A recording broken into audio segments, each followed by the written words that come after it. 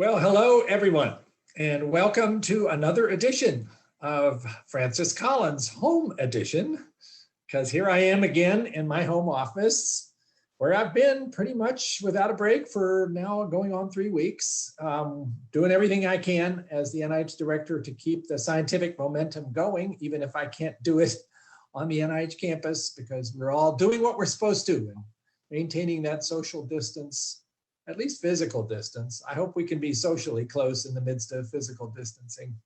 But I'm very fortunate this time in this episode to have as my guest a really remarkable person who I've been greatly benefited to know over quite a few years and learned a lot from in terms of how we best can be educators as well as scientists.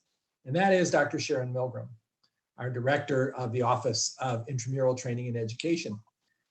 Sharon is more devoted than anybody I've ever met to making sure that trainees here at NIH have the most positive experiences possible. And it's not easy being a trainee, even without COVID-19. And now it's especially challenging because of all the things that have become necessary in terms of having people stay away from crowded spaces and therefore oftentimes not able to come to the laboratories where they've been working, or if they are coming, sometimes in a stressful situation, like in the Vaccine Research Center, where they're trying to do everything they can to find answers to this global pandemic. So I thought it would be really good to have a conversation with Sharon about her ideas, about what she's hearing from trainees, the kinds of things that she's put out there as far as resources for trainees who are looking for those. Before we start, I just want to say, I've now been at NIH for 27 years. And one of the great joys of being in this remarkable research institution is the opportunity to have trainees all around us. My own lab has had more than 24 postdocs in that time and more than 24 postbacks and quite a few graduate students. Right now, my lab, which is sad to say, kind of dark and empty at the moment because we're doing what we're supposed to keep everybody safe, has 2 postbacks who are laboring away at home with their analytic efforts, which is something that we can still do, and a postdoc from Africa, also staying at home and doing some of his own analytics and writing I think a particular grant application for Sharon to review pretty soon. And another postdoc who I share jointly with the Sanger Institute in the UK, and of course they're having a pretty tough time too. So everybody's feeling this, and it seemed particularly appropriate for us to spend a little time talking about that. So Sharon, let me turn it over to you. And first of all, say thank you for joining this home edition. And it looks like you're at home also. And I guess everybody's always curious about what we are like when we're not at work.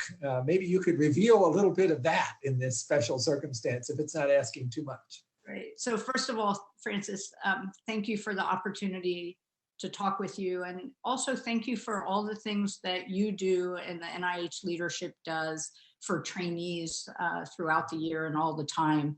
We ask you so often to participate in trainee activities and to come eat ice cream or play your guitar. So hard to do that, yeah. You always agree. So thank you. I live in Tacoma Park, Maryland, and actually right now I'm in the dining room, and really my main room in the house is the kitchen. We should have done it there. I should have my apron on. I am the home chef. I live here now with my wife, and she'll pop in and say hi for a moment. Oh, great. This is Ren. Hi. She's a lot taller than I am. Hello. Most people are a lot taller than you are, Sharon. Just saying. That is true. Ren is an artist, and so she has an art studio here upstairs. Our son just moved out of the house recently. We did quite a happy dance when he drove off for LA, but now with all of this, I think it's pretty stressful. It's pretty stressful. It's a Far away. It's far away, and it's a reminder of how our trainees must feel being far away from their families, but also how their families must feel knowing that they're here and hoping that we're helping take care of them. So I'm in the dining room right now. I don't have a home office actually because I love to be on campus. I almost never work here at the house. But anyway, Ren thought she'd come say hi. And hi there. Great to see you, Ren. Good to see you. And And she's going to take care of the dog upstairs. And just to let you know, he has no inside voice. Okay. So if the dog awakes, we'll have a moment of barking. But hopefully he'll stay asleep. Well, great. Nice to be able to see a little bit about the personal side of Sharon Milgram, our wonderful leader. So Sharon, maybe we could start off just saying something about the overall training environment at NIH. I bet a lot of people maybe don't realize what the full scope is of our training programs. Yeah. And sometimes I am surprised at how large our training environment is. So we have trainees at all educational levels, starting with 11th grade or high school students and moving all the way up through every educational step along the way, college students and post-bacs and PhD students and master's level graduate students as well, medical students, and then our very, very large postdoc program. We currently have close to 3,000 postdocs here at NIH, and a good many of them are from, have roots all over the world and are visiting fellows internationally. We have about 1,500 post-bacs, which would be a surprise to people. When I arrived, we had about 600. So we've more than doubled the post-bac population. And then we have 500 or so graduate students, mostly PhD students, some MD PhD students, medical students here for a year off program. And then usually in the summer, we welcome 1,000 more.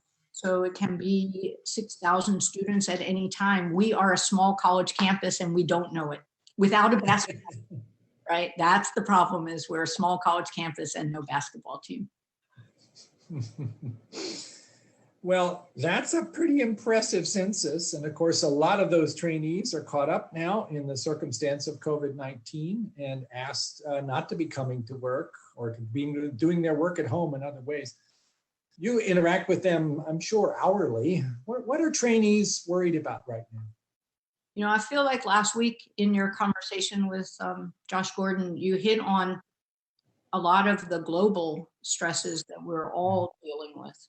I think that I think our trainees are dealing with something on top of this general stress that we're all feeling, and that is that our training programs in science are typically on a time, right, and have time constraints. And so you might have 2 years here or 4 years here or 4 years for your K99 clock, right? And you can't apply after 4 years of your training. And I think that our trainees are really feeling the stress of having to stop their work while imagining that science is going on and their educational clock is ticking.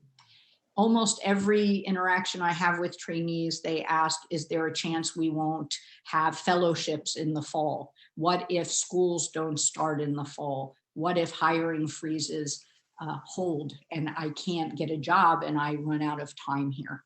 And so I think that's one major stress. The other one is that many of our trainees are here alone, and they may live in small apartments with a roommate, or they may live in a studio apartment really on their own. And the isolation that this is causing, I think, adds weight to all of the other stresses and anxieties.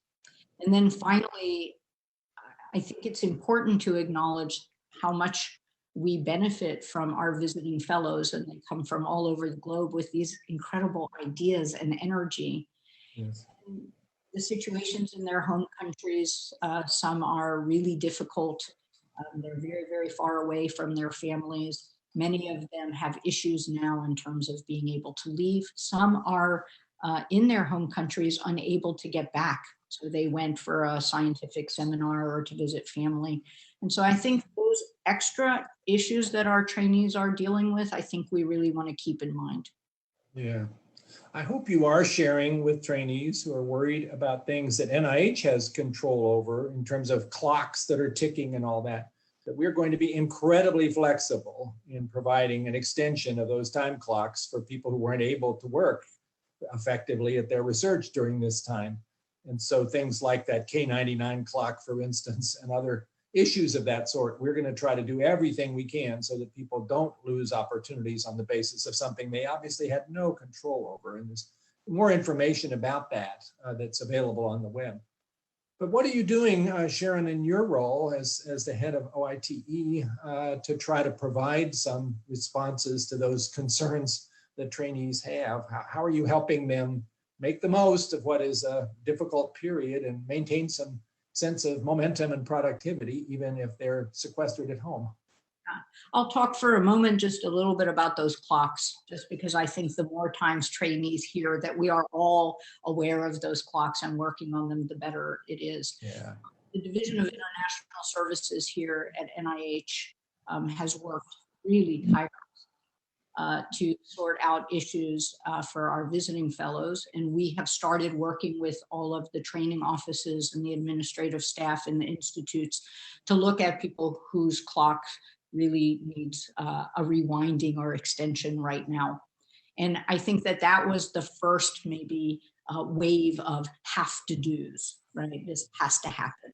I think we're hitting an equilibrium there where we have dealt with the most pressing emergencies, and we'll just keep working as a community to deal with each individual trainee. And that's an administrative thing, but you have to feel some sense of calm to be able to deal with the rest. We launched many years ago a wellness and resilience program for our trainees in response to a national dialogue across the country and in other countries about our desire to make sure that scientists are healthier, have more balanced lives, and are able to withstand the rigors of the biomedical research enterprise.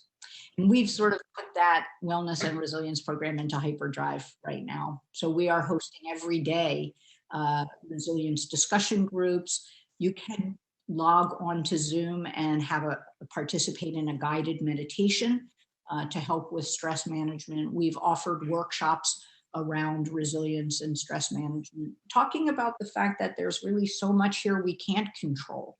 Our trainees and us, we can control what we do with our time day to day, and maybe reading these papers and really getting something out of it is the thing I can control. And so the stress management program that we're running, I think is a great adjunct to all of the resources that we can find now online and in the newspaper.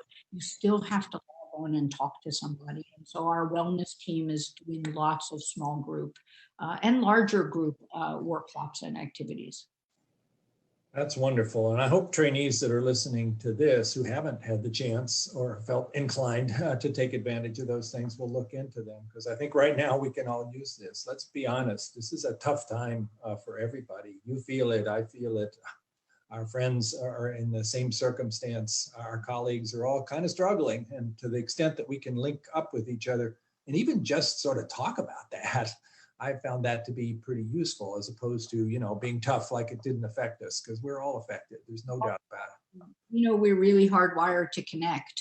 And it turns out that we can connect across this very artificial screen. And, you know, I felt many times during these workshops and small group discussions, like really this sense of NIH community. We are in this together. We are going to support each other through this. And so I hope that trainees keep engaging with us, keep telling us what they want. Maybe we're missing something that they really need. They tend to be willing to email and let us know.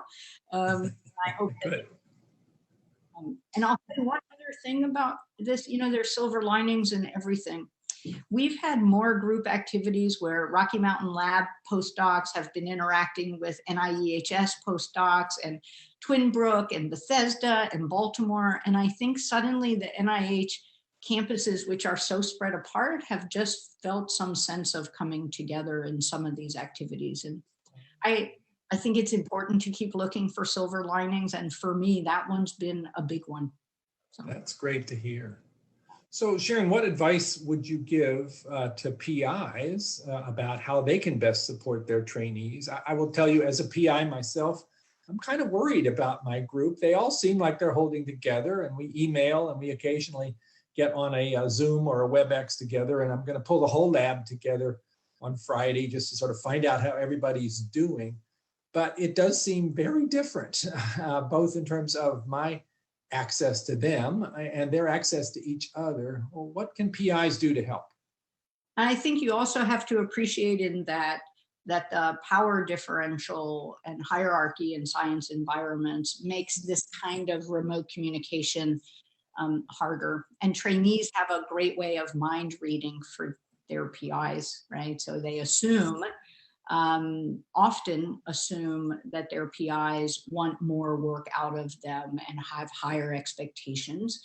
Whereas I think many PIs like you are acknowledging this is a hard time and we're not all going to get as much work done every day. It's not business as usual from home. It's not a big snow event, right? Where maybe you could get a whole lot of work done. We're dealing with a lot of conflicting things. So many of our postdocs and other trainees have kids, right? So they're homeschooling simultaneously. So the first thing PIs can do is communicate with their trainees about the stress and acknowledge it and talk about it and share about it and refer to resources, whether those be the employee assistance program, whether those be an OITE, just to say, hey, we all need to take some time to take care of ourselves. And so does OITE have specific programs that would allow trainees who find themselves now at home instead of at the bench and want to sort of learn some new skills that maybe they were thinking they'd want to do, like writing, grant writing, paper writing, other things, programming? I mean, are there things that maybe people don't realize that they could be doing right now that would actually benefit their scientific career? Yeah, and it would be great for each PI to have that discussion in a Zoom meeting with their lab. This is a chance to learn something. First, we've all learned a whole bunch of platforms and technologies, but now let's apply that to science. We have a virtual writing support group that meets as a large group on Monday, and then people write during the week, hopefully getting some feedback, if appropriate, from their PIs or other mentors in the lab. We have lots of career development workshops. I'm working with a huge number of postdocs who are going on the job market at some point soon, and they thought now's a great time to work on my research plan. We offered a grant writing overview a couple weeks ago, and it's clear we offered it right before this all happened, and it's clear that now would be a really good time, so we'll be offering that. Our pre-med program and pre-graduate program is very active right now, so that postdocs can be preparing for their next career step in studying, in filling out applications. Our career center is still offering individual career counseling, and trainees can sign up. And one of the things that PIs could really do to help is to talk with their trainees about all of these resources. I think a lot of trainees are mind reading that they need to be attending to science all day. And while I think they should attend to science, right, we want to have some holding on to the things that we love day to day. I think they also need to be invited by their PIs to do some wellness activities, some career development activities, some family time. So the biggest thing I think PIs can do is communicate about all of these different activities. By the time this is released, we will have offered a workshop for PIs on supporting their trainees and themselves through this unprecedented time. And any PI who wasn't able to see it and would like to log on, there'll be a tape available reminding you of all of these things that you can do to be supportive. That's great. You've given me some good ideas about how to spend my time with my lab on Friday when we're all gathered virtually. One of the casualties, of course, of this circumstance of COVID-19 has been the necessity of canceling the summer internship program for this year, which I know, Sharon, was one of the great, exciting, and inspiring aspects of your job and all of our experience in the summer. It's always been wonderful having all of those bright, capable people swarming all over the place. I know that must have broken your heart. What are we going to do for those summer interns who were all revved up to come and now got told we can't take them? Yeah, it totally broke my heart. It still does. First of all, we told every student who was accepted this year that they were going to be welcomed next year, that we would modify eligibility if somebody was in one particular program and then now it doesn't fit for them, that we'll put them in another one. But we hope to welcome them all to NIH. And that's one big important thing. And I can't tell you how many people responded back with, wow, that's just incredible. Then verifying that they don't have to reapply, which we haven't said. They won't have to reapply. We'll figure it out. The other thing we're going to do is use PIs who have some bandwidth, postdocs, grad students, and postbacks who have some time, and we're going to offer an online curriculum. We're going to teach a lot of the things we normally teach, our going to graduate school series, our going to medical school series, our introduction to grant writing, our leadership program, resilience program, all of that we're going to teach online. And, I've learned from this that while those workshops are different, that really you can connect and provide meaningful information and there can be good learning. So we're going to offer all of that. So we're offering them two things. I feel right now most unsure of how we're going to reward all of the trainees who had applied for mentoring awards, who competed to get a mentoring award. And the way we give them that award is the money to have a summer intern. But we're hoping some of them will take students next summer. We're hoping some of them will take our mentoring course and view that as at least a partial reward. And that's how we're working on that. You are being creative with what you have available, even in this difficult time. Let's talk about the postbacks a minute, because that's an amazing group of talented folks who come and spend a year, sometimes 2 years with us. And I got to say, from my experience, have just been a wonderful addition to our intellectual and energetic environment. And yet they too have been caught up in this, many of them also with clocks ticking in terms of what they want to do next, whether it's graduate school or medical school or neither of the above. What are we able to do to try to sort of help them out? I hear maybe they're going to have a virtual poster session. Is that right? Maybe. We have launched registration for virtual postback poster day. And again, we have to focus on the positivity. I have to tell you that we have the largest postback poster day we will ever have. We have registered to present. We reached out to CIT and said, we have no idea how to manage this. And they got on the phone with us and they talked us through a virtual platform for hosting posters. Actually, right now, this week, they're doing training with our staff.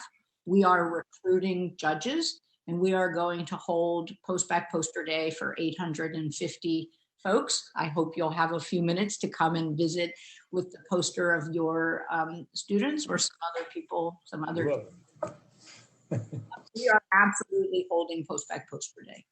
One thing we have also done unrelated to postback poster day that's important to understand is you're right, the postbacks have a tight clock, but we need to be appreciative that that clock has been disrupted. Many schools canceled their summer bridge programs for med students, canceled their rotations for graduate students, and we have pretty much been granting automatic extensions to postbacks to stay throughout the summer so that they don't have to be worried about this situation and moving when it's not quite safe. So I think the postbacks are feeling settled here for right now, understanding that we're going to be flexible about whether they stay 2 years or possibly even a third year. How about graduate students and postdocs? Any big events coming up there? Our graduate student symposium actually was 1 month before all of this, and it was an amazing event. We had the most posters we've ever had. That is a theme lately in our training program, that every year our trainees just surprise us even more than the last group. And I say last year's group was really special, and then you guys are more special. So we just had our graduate student symposium and graduation. But we have every year in May a career symposium that is attended by 1,200 plus folks. Many of them, probably more than half, are NIH grad students and postdocs. Other half come from outside schools in the area. And again, we'll be moving this virtually. We've been waiting to decide the date because we want to make sure that we don't get in the way of people's science. Should we be back in May? It's scheduled for very early May. So we have not picked a final date yet, but it will be virtual, and it's going to be the exact same wonderful, energizing, career-focused day. And I think we need that right now, because all of our catastrophizing minds are saying there'll never be a job for me. Oh. And so the Career Symposium is going to really focus on networking, making contacts, learning about career opportunities, career paths, and it will be virtual at some point in May or June. So Sharon, we should probably think about how to put this together in a way that provides some encouragement also. You're very wonderfully sensitive to all of the things that trainees are going through. Maybe I'll start just by saying this is something we're going to get through. And it is also the case that we are at a time right now where scientific progress and opportunities have never been greater. And that will come back with all kinds of enthusiastic energy and creativity when we all have the chance to do so. And it's certainly the case if any trainees feel like, well, the rest of the world is running ahead of me because I'm stuck here and they're all publishing papers and doing experiments. Well, they're not, because they're in the same situation, some of them even worse. It's like the whole world kind of went into scientific hibernation for a little while, unless you were working directly on COVID-19. And of course, we do have people who are doing that, and we're grateful to them every day for pulling out all the stops to try to come up with ideas about therapeutics and vaccines and serologies and all the rest of that. But for the most of the rest of us who work in areas of research that you can't really argue are directly relevant to COVID-19, this does feel like a frustrating hibernation period. But again, I do believe we will get through this. Maybe we'll learn some things from it. David Brooks wrote this remarkable sort of article in the New York Times in his regular column about the moral lessons from the plague, which was an interesting way to think about this circumstance and how it does maybe cause us to look more reflectively on what really matters instead of going through each day trying to meet that day's deadlines. And if there's some of that going on, of course, that's a good thing. But I think most of all, I would hope trainees would recognize that you're in a place that deeply cares about you, that wants to do everything we can to support you, that does believe in your talent and your skill and your promise, and that this is not going to be the thing that gets in the way of that. Yes, it slowed it down for everybody, but we will see you and your future emerge in a way that I think will be incredibly exciting. Just means we've got to get through this, use the time as best we can, recognizing it's not what you would have chosen, but look towards the future when there will be opportunities, maybe some of them that we couldn't imagine right now, and you'll be part of that. But that's kind of the way I'm trying to think about it. And I guess I'll say some of those things to my lab on Friday when everybody's gathered virtually. But Sharon, what would you say to trainees about how to be hopeful, even at a time like this? I'm not sure I could say it any better than you just said it. But I would point out to all of the trainees that they have worked really hard to get to this point, that they have developed their talents and creativity. They have persisted, many of them, through lots of setbacks, and that in some way this is just a setback that we will all get through. I think the message needs to be that we are all in this together, and that science is for us in this event, but also in many, many parts of our life. Science is what moves us forward and gets us ahead, and they're a part of that enterprise. So they have a lot to feel proud of right now, whether they're at home or they're working or they're writing, whatever. They're a part of this enterprise that's going to help us move forward out of this. And I think that's a really important thing for them to keep in mind. Well, to the trainees, you are our future, and we have great confidence in our future because we have great confidence in you. yes, this virus has been incredibly disruptive and contagious, but I'm now fond of saying there's one thing more contagious than the virus, and that's hope. And I hope you can feel that hope from time to time in between feeling stressed by this circumstance, and then share it with others. We are going to get through this, and you are our future. So thank you, everybody. Thank you, Sharon, for coming on to the Francis Collins Home Edition. And I know, Sharon, you're getting emails every day. You'll probably get a lot more now after people watch this, and appreciate so much everything that you and your staff do to be responsive to all those requests and putting out all these special programs. And again, I hope trainees who haven't fully realized all of that will check out your website and see what other things they might want to participate in as we all go through these weeks, waiting for a time when we can come back out again into the sunshine and come back to work at NIH. So thank you, everybody. Hope you are having a passable time in the midst of all this. We will get through it. Thank you so much, Francis. Stay well. You too.